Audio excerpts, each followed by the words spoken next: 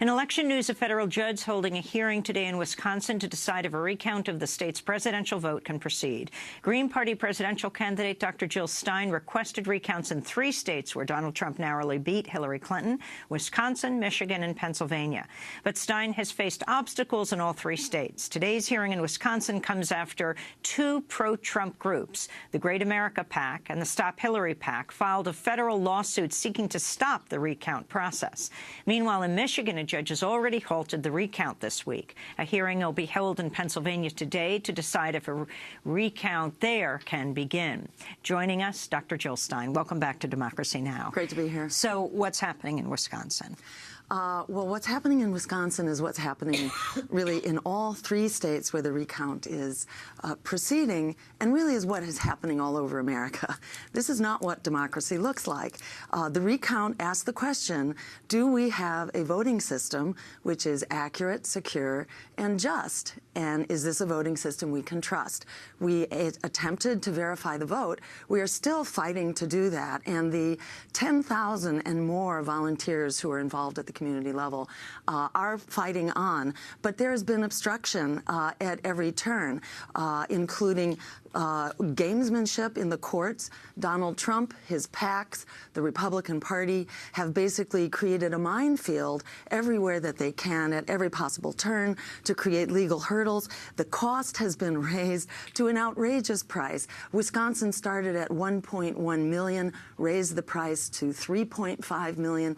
The idea that we ordinary citizens, in order to have a vote we can be confident in, should have to go out and raise millions and millions of dollars in order to do that is absolutely outrageous. So explain what's happening in Wisconsin. So in Wisconsin, there is a case which was actually filed at least a week ago, and the fact that it was not scheduled to be heard until the very end of this process, as Wisconsin is wrapping up, tells you that the courts are not taking this case too seriously. We don't expect this case to have an impact. However, we are continuing to fight in Milwaukee, where it's most important that we have a hand count.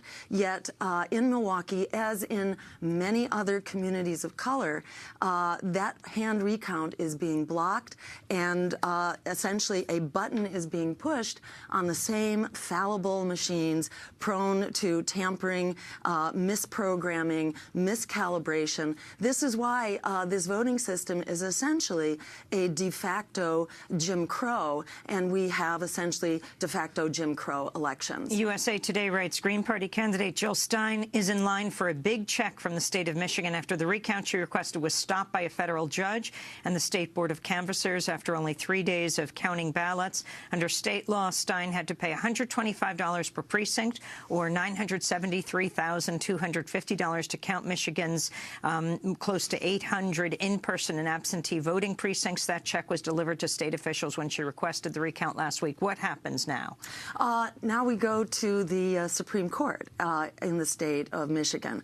Unfortunately, it's a bit of a kangaroo court, including 2 judges who are actually on Donald Trump's list of potential Supreme Court nominees. And this is really characterizes the whole process. It's really been very much an exercise in, in political cronyism throughout. The Attorney General, who is also a crony of Donald Trump's, has also attempted to obstruct the recount. Yesterday we had John Boniface on, and he was commenting on the difference between how Bush dealt with the 2004 request for recount and what's happening today, that Bush's lawyers didn't even show up places, but Trump's lawyers are deeply involved at every level. Exactly. Why? And I think it speaks volumes that Donald Trump is not confident in the outcome of this vote and is very worried. In Michigan, the difference turned out to be 10,000 votes. That's the margin of difference between Clinton and Trump.